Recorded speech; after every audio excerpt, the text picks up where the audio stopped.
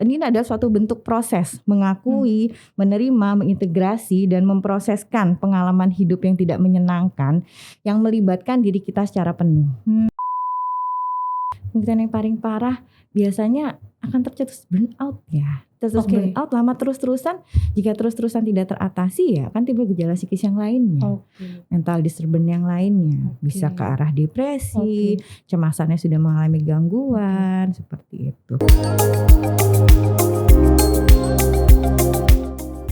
Selamat pagi Tribuners, kembali lagi dengan saya Ignatia, jurnalis Tribun Jatim Network. Kembali lagi kita di Ngopi alias Ngobrol Pagi, podcast ngopi bareng dengan Rumah Sakit Premier Surabaya. Nah, Ngopi Pagi ini alias Ngobrol Paginya kita kembali membahas soal concern tentang kesehatan. Nah, ini agak menyenangkan nih pembahasan hari ini karena saya akan ditemani oleh Dr. Melati Wahyurini SPKJ atau spesialis kedokteran jiwa. Nah, kalau misalnya ngomongin spesialis kedokteran jiwa, bukan berarti kita sakit jiwa ya. Tapi kita akan membahas soal isu-isu yang menyangkut tentang kejiwaan nih. Nah, menarik dong ini kan pastinya kan. Makanya merapat ngumpul yuk kita bakal ngebahas soal apa sih itu self healing. Nah, sudah bersama saya ini ada Dr. Melati Wahyurini SPKJ. Selamat pagi dokter. Selamat pagi Mbak Andra. Iya, selamat pagi Dr. Melati Wahyurini. Mungkin panggil Dr. Melati ya? Ya. Oke, baik. Nah, teman-teman Tribuners, Dr. Melati ini dulu adalah alumnus Universitas Trisakti Jakarta angkatan 2003 dan ngambil spesialis di UNER.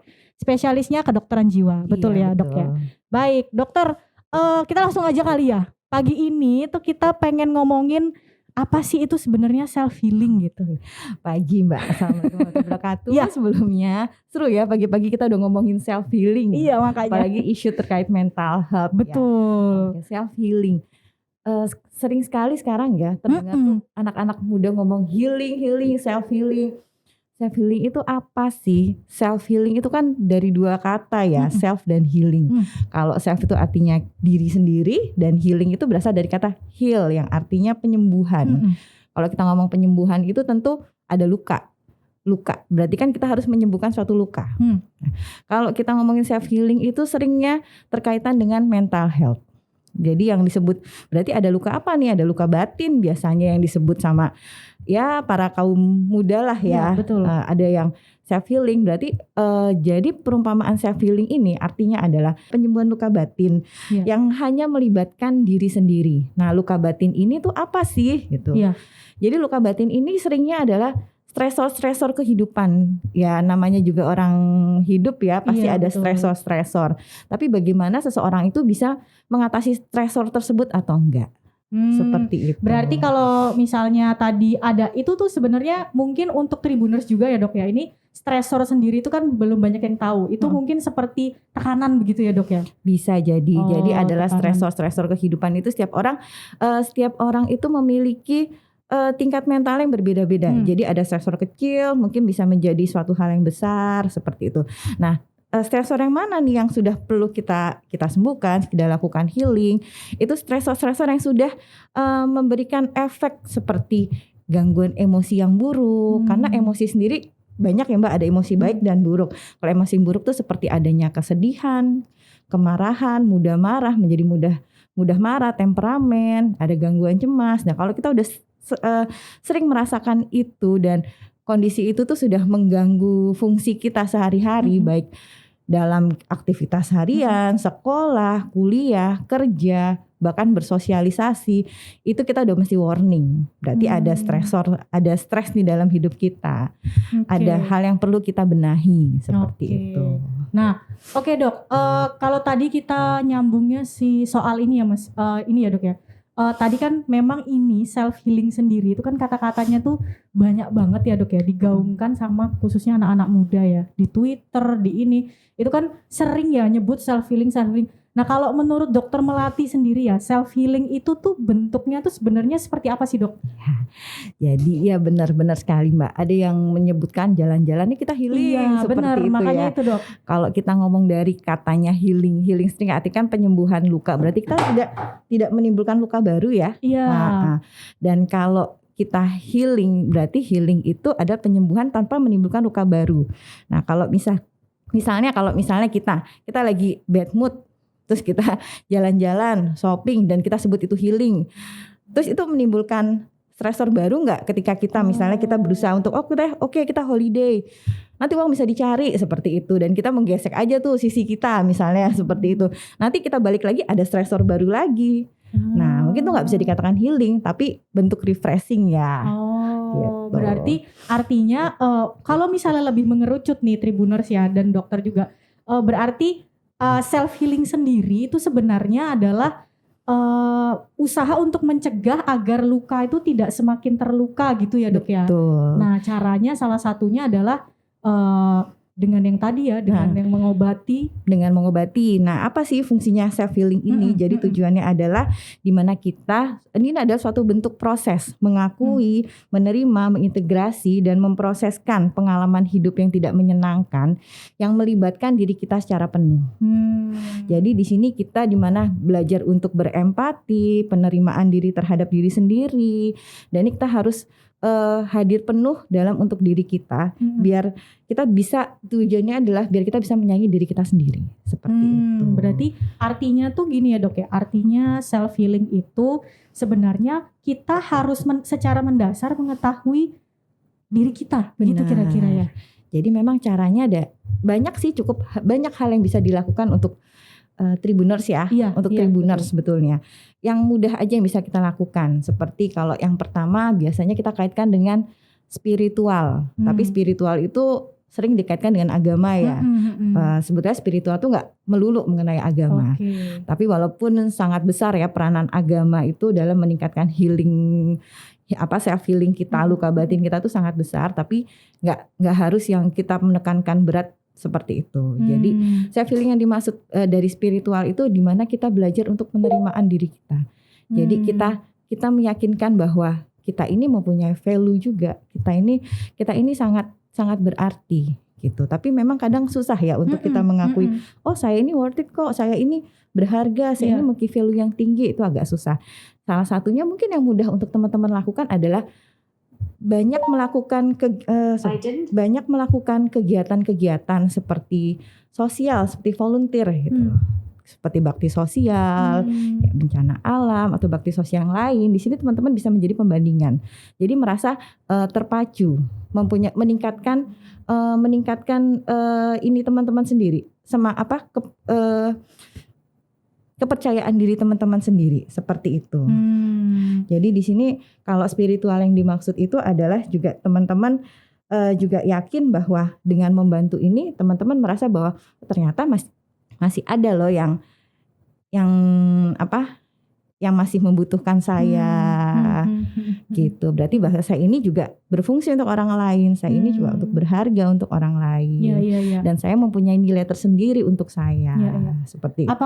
Apakah di dalam spiritual tadi ya, Dok ya, itu termasuk juga soal metode meditasi begitu ya? Benar, itu juga termasuk. Itu salah satunya adalah memang dalam spiritual itu juga banyak. Ada yang seperti tadi yang Mbak saya sebutkan untuk banyak mengikuti kegiatan-kegiatan seperti itu. Kegiatan-kegiatan volunteer yang berbasis bakti sosial ya. Terus yang kedua bisa dengan meditasi, doa dan meditasi biasanya untuk yang religi ya. Kalau meditasi, kalau untuk Muslim ya pasti dengan zikir. Tapi kalau untuk yang lain bisa dengan meditasi, seperti itu. Dengan berbagai cara. Untuk spiritual. Lalu yang kedua yang perlu ini adalah nutrisi, memperbaiki pola makan.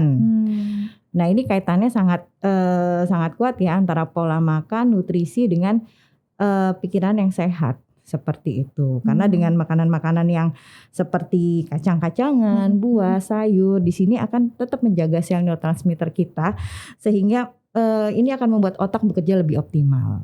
Seperti itu. Berarti artinya nutrisi makanan tuh juga sangat penting ya, Dok ya. Sangat penting.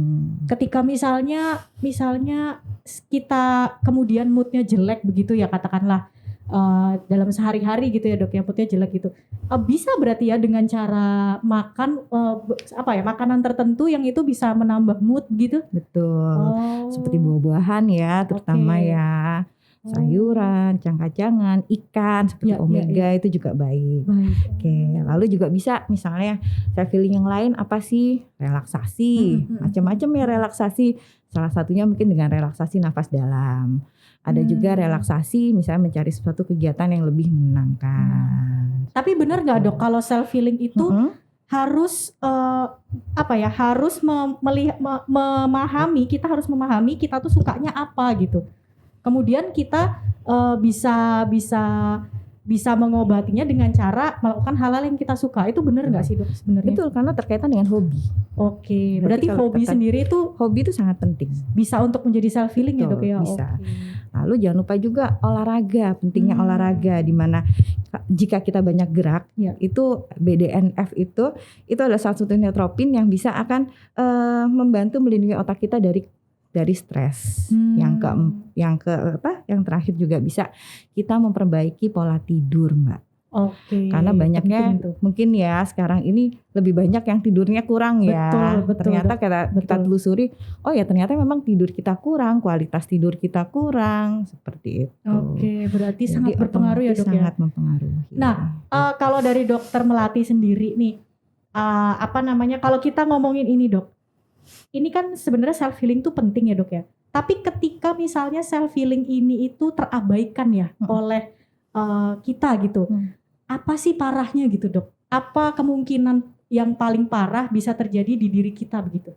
Kemungkinan yang paling parah biasanya akan tercetus burnout ya. Burnout lama terus-terusan, jika terus-terusan tidak teratasi ya akan timbul gejala psikis yang lainnya.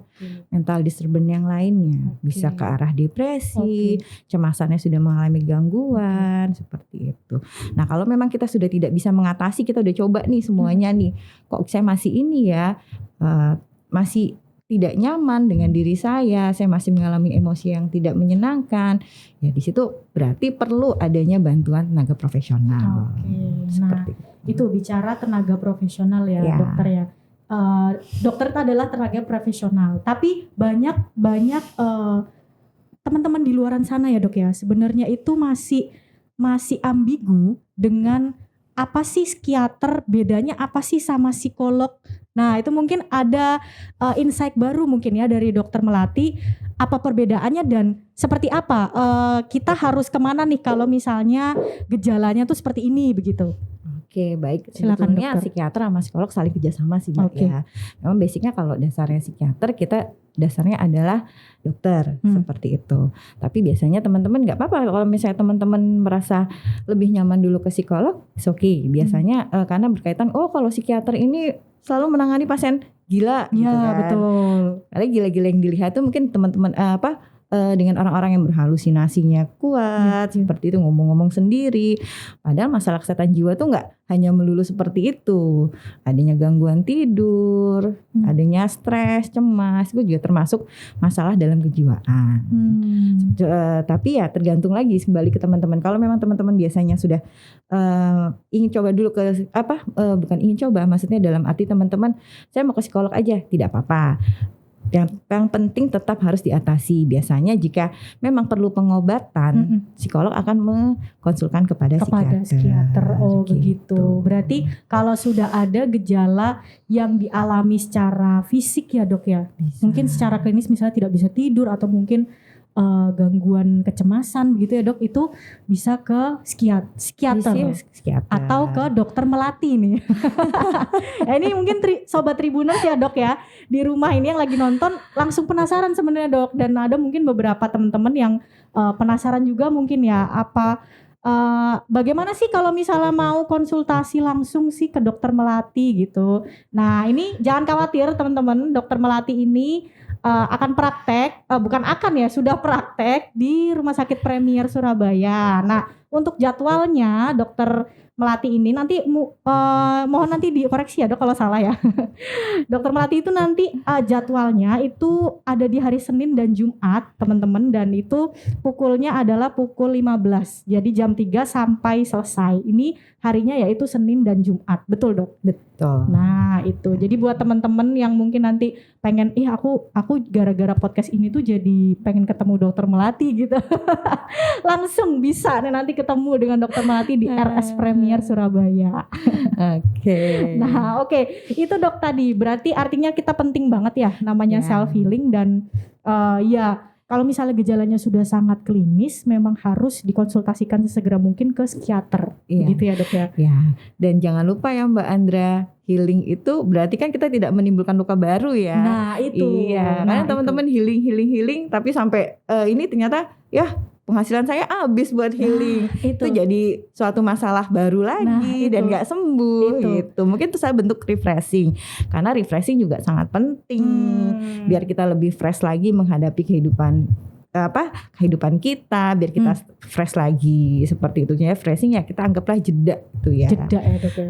Makanya di dalam bekerja juga paling tidak tuh seminggu sekali ada libur ya Dok ya. Ya itu jangan sangat sampai perlu. tidak ada libur gitu. Gitu ya. Iya. Nah Dok, ini ada saya agak penasaran dengan satu pertanyaan ini dari saya sendiri sebenarnya Dok. Jadi soal misalkan kita itu mengalami, kita tuh kadang kan tahu ya kita tuh kepengennya apa gitu, dan kita yang tahu ketika kapan kita tuh merasa burnout gitu ya.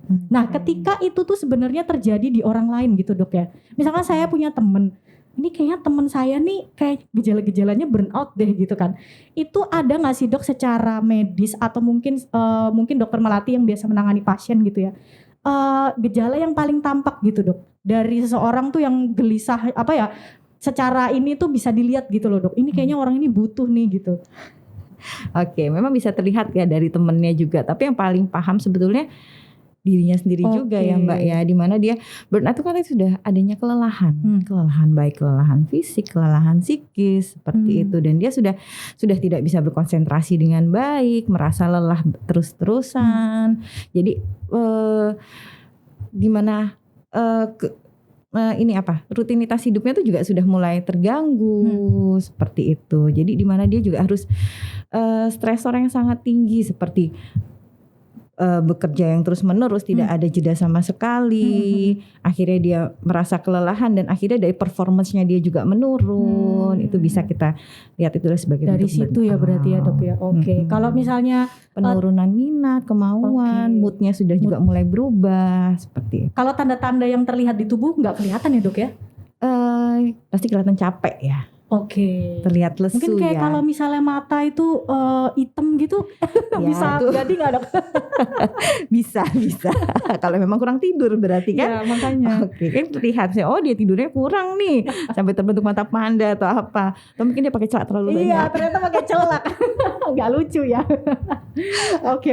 Berarti secara apa ya? Secara yang tampak gitu ya, mungkin memang terlihatnya adalah dia lelah gitu ya. Iya, terlihat lelah. Dan mungkin apa iya seperti kayak nggak mau sosialisasi gitu Dok. Menarik diri juga bisa. Oke, itu juga salah satunya Dok. Salah satunya. Jadi cukup beragam ya. Iya beragam. Nah itu kan yang kadang tidak disadari sama kita semua teman-teman gitu. Mungkin karena kita terlalu banyak bekerja dan kita sibuk dengan diri kita sendiri, kadang kita tidak tahu gitu teman-teman tuh ada yang butuh sebenarnya gitu kan. Nah itu. Ya memang ini maksudnya kontaknya ke temennya atau diri sendiri nih?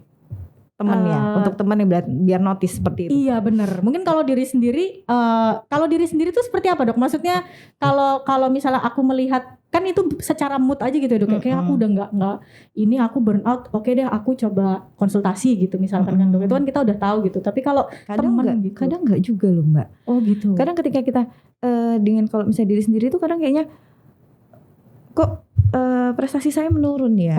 Oke. Kok apa yang saya kerjakan saya sudah nggak bisa mampu lagi seperti dulu, seperti itu. Kemampuan saya jauh menurun gitu. Ternyata pas kita lihat, kita telusuri, ternyata memang kerjanya dia overload atau belajarnya mungkin overload, kurang tidur, kurang istirahat gitu. Tidak ada jeda dalam prosesnya selama itu gitu. Jadi terlihat lelah yang berlebihan. Oke. Tanda yang paling kelihatan adalah lelah yang berlebihan ya. Iya, biasanya seperti itu. Oke. Iya, baik.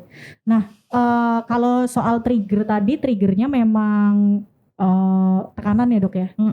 Stresor yang tidak bisa diatasi dengan baik ya. Karena tekanan setiap orang berbeda-beda pasti ya. Betul. Mungkin ada orang yang dengan tekanan ego strength-nya rendah, tekanan sedikit aja dia sudah menjadi sudah stresor yang berat gitu. Jadi setiap orang memang berbeda. Nah, oke dok. Ini out of the topic tapi menurut saya agak sedikit menarik. Saya penasaran dengan ini dok. Pernah baca di salah satu artikel begitu ya dok ya, artikel apa kalau nggak salah bukan artikel sih, kayak di Twitter gitu loh dok, thread gitu soal berbicara dengan diri sendiri, self talk ya. Iya betul. Itu apakah itu bisa jadi salah satu teknik healing ataukah malah tanda-tanda gitu dok, malah tanda-tanda ini memang kayaknya agak-agak gitu kan. Nah itu tuh gimana dok? Iya. Karena ada juga beberapa yang menanyakan, dok saya suka ngomong sama diri sendiri. Iya, karena saya juga dok. Ketahuan deh. Kan tergantung kita lihat lagi konteksnya, kita ngomong sama diri sendiri itu seperti apa, dalam konteksnya apa. Kalau kita ngomong dengan orang yang merasa kita diskusi tapi orang tersebut nggak ada, ya itu satu tanda-tanda ya. Tapi kalau kita ngomong dengan diri sendiri, misalnya harusnya saya seperti ini ya. Jadi kayak merimain diri sendiri nggak apa-apa, self talk atau mungkin yang disebut afirmasi positif ya untuk diri sendiri ya.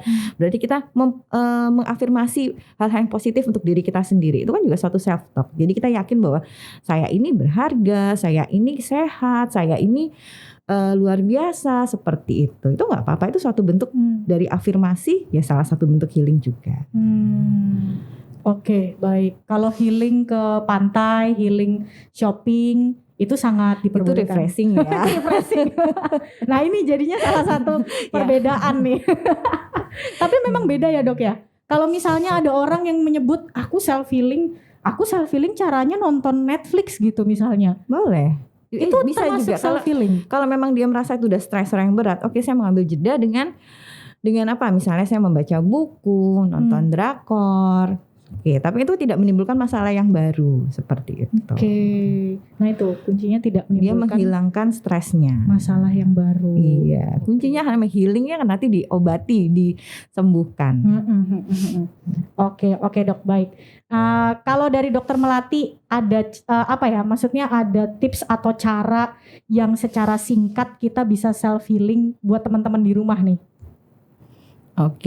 Buat teman-teman di rumah ya, untuk Tribuners ya, jika kita sudah merasa kita sudah merasa sangat lelah dengan apa yang kita kerjakan, atau mungkin kita merasa sudah menurun dan ada mungkin sedikit perasaan atau persepsi bahwa kita tidak bagus, kita tidak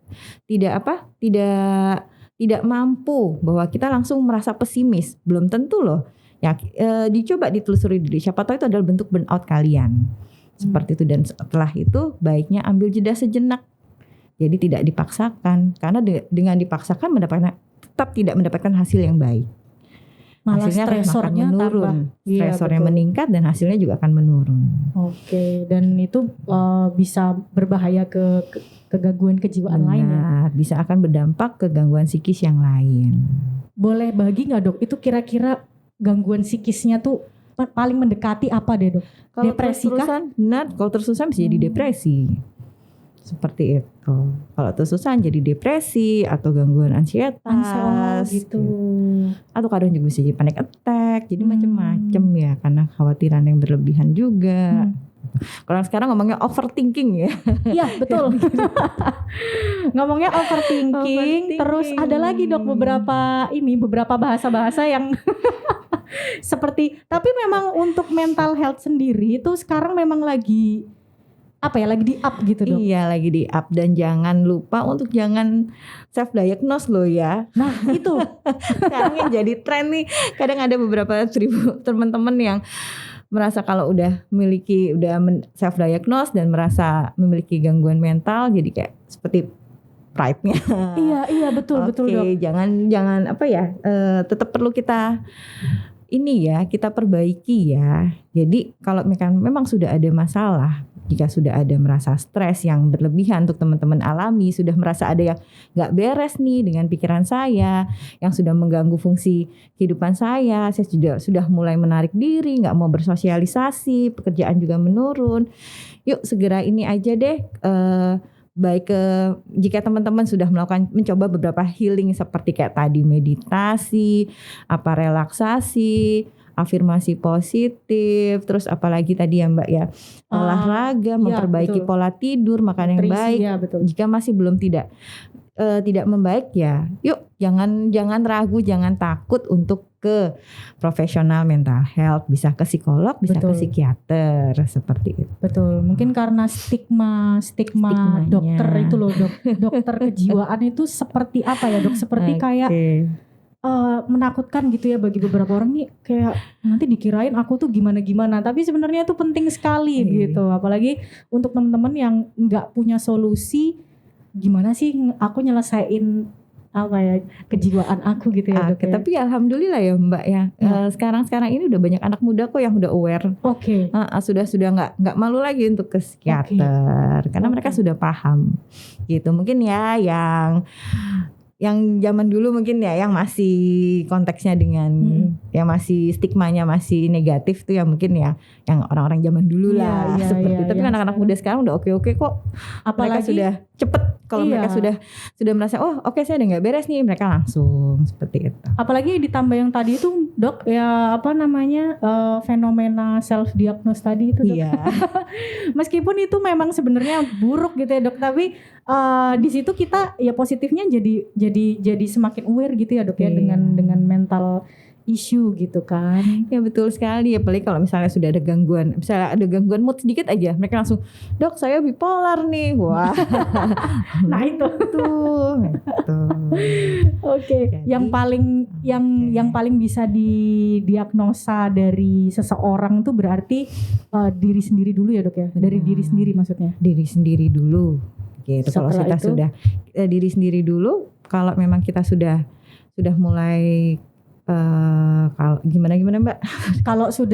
Kalau dari diri sendiri, kemudian kalau sudah tidak menemukan solusi, kok aku tetap gini-gini aja baru gitu kali ya. Oke, baiknya ya benar. Jadi maksudnya kita perbaiki diri sendiri dulu aja deh, self healing dulu. Kalau memang kita masih sudah tidak mampu, baru jangan takut untuk ke profesional mental health. Oke. Nah, ini nanti bersama Dokter Melati bisa langsung. Dan jangan takut untuk diagnosa ya. Nah itu biasanya itu juga menakutkan. Menakutkan kadang dok ya. Baik Tribuners. Nah ini jadi kita tadi ngobrol-ngobrolnya soal self healing bareng Dokter Melati. Semoga ini ada informasi baru ya untuk teman-teman Tribuners dan yang lagi nonton kita. Semoga bisa dicerahkan gitu kan, siapapun kalian yang ada di luar sana mungkin lagi ngerasa burnout atau ngerasa gak enak.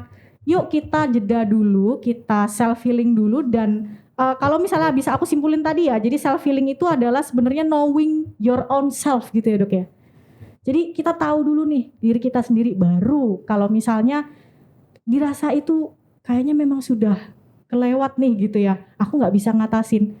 Silahkan kita menemui dan jangan pernah takut untuk bertemu dengan dokter seperti Dokter Melati gitu. Dokternya ini cantik loh, saudara-saudara. Karena pakai masker ya. Enggak dok. Jadi jangan takut gitu. Nanti ketemu dengan Dokter Melati itu justru kita akan tahu gitu ya dok ya, disembuhkannya seperti apa, caranya bagaimana, metodenya seperti apa, itu diserahkan ke yang lebih profesional begitu. Oke, terima kasih banyak Dokter Melati atas informasi soal self healing ini. Semoga teman-teman di rumah nggak akan salah lagi definisi self healing sendiri dan